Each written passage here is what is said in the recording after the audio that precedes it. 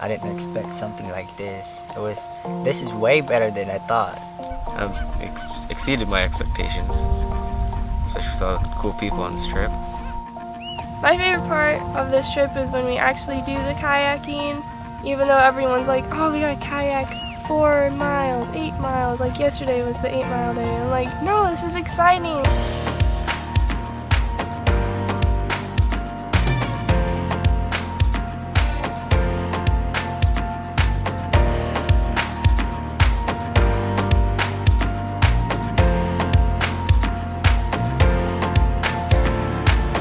The people I've been with are awesome.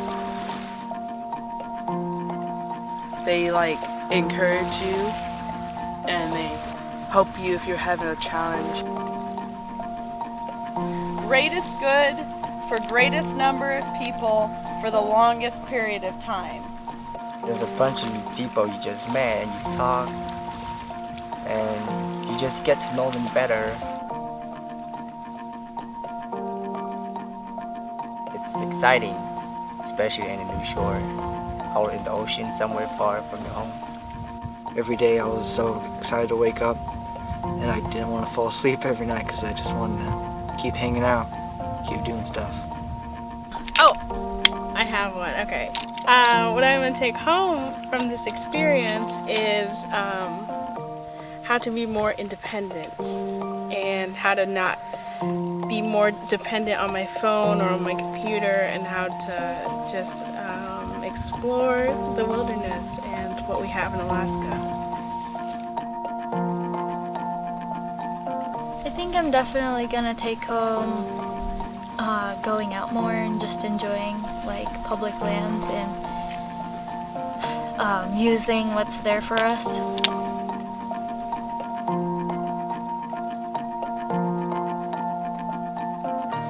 If you get the chance, just go for it. Don't think twice about it.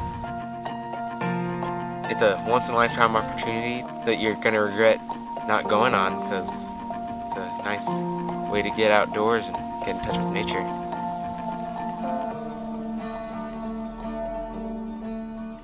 You get to do a lot of things here, like experience kayaking and camping. You get to see all this cool wilderness, and you just kind of make a difference, even though it's just a small difference. You know, you pick up some trash, but that small difference could be a big difference to somebody who comes along.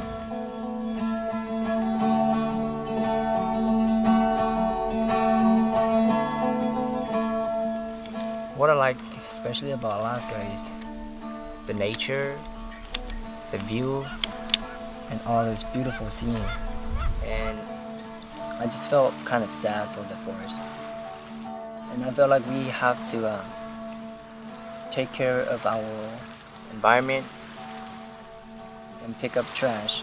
One of my friends, he found a couple giant styrofoam pieces, just wondering how much debris is everywhere else around the sound, around the world. I like picking marine debris because I want to make the beach or the shores look new, and so it doesn't look disgusting for other people who camp. We stop at one of the beaches and look for marine debris.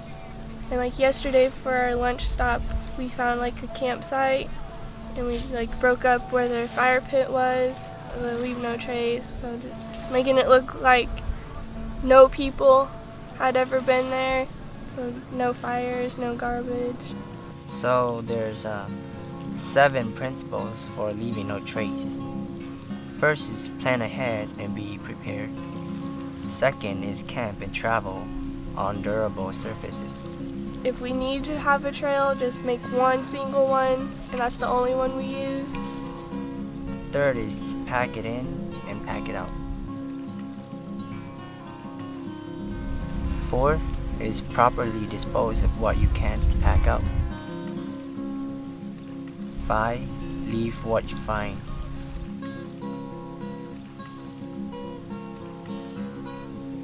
6 is minimize use and impact of fire.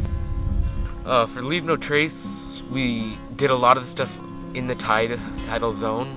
We made a fire below the tidal zone where the girls, they made a fire ring and made the fire in the tide zone so that when the tide comes up, it would just be washed away and make it look like there's never a fire even there. 7 is respect wildlife. So you gotta respect it. One is so strong. He's holding these rocks together.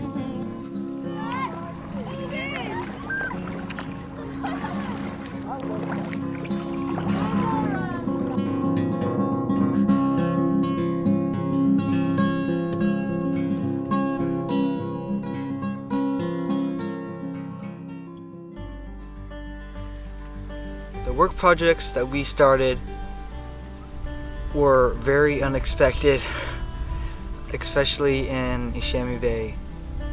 The first one was finding slugs that were very large, like that big, and bigger, and we would collect them and kill them because they were not native, they were from Europe.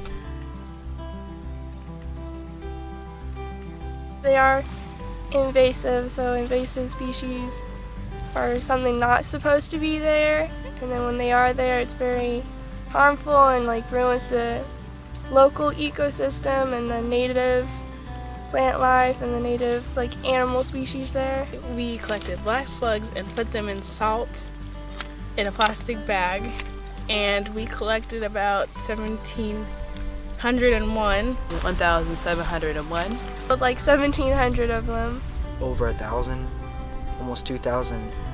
It was really gross. They're so slimy, and like the adult slugs are super big. And when you put them in the salt bags, it just makes more slime. So then when we took them out to burn them, there's more slime than slugs. It was gross. Yeah, it was very fun and disgusting too. And we tried not to kill the other slugs, so we would have to look very closely at if it had ridges. Okay, so look closely to see if you see the ridges. Oh yeah. Yes, definitely. Because we've seen a lot of these, and only a few small black ones, and a lot of big black ones. Yeah, I'll let these guys hang out. All right. I think it's too light. Cool. Yeah. I like to tell Tim, who's part of the US Forest Service, that he's doing a great job, and I'm really proud that there are people like him. I'm really glad that there are people like that. There's 155 national forests across the whole country, and the 2 largest by far. I was really happy that I came.